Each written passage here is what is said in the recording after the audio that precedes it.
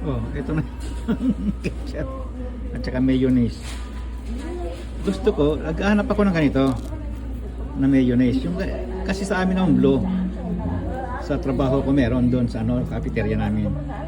Kaya naghahanap ako ng ganito. Kaya lang wala. Siguro sa ano, restaurant depot meron ito. Kasi ito, okay lang ito. Kasi yung pagbibili ka sa Costco ng ano, ng mayonnaise, malalaki. At saka twin pa. Talagang pang party. Eh kung bibili ka nun, minsan ka lang gumamit ng ano, ng ketchup sa bahay, lalo dito, gaya dito. Pagkakain ka dito, may mayonnaise naman.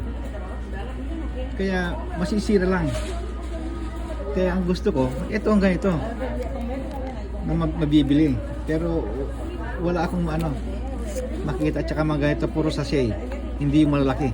Kasi sa Costco na binibilhan namin, puro malalaki. Ketchup man o ano, twin bottle, mga ganun.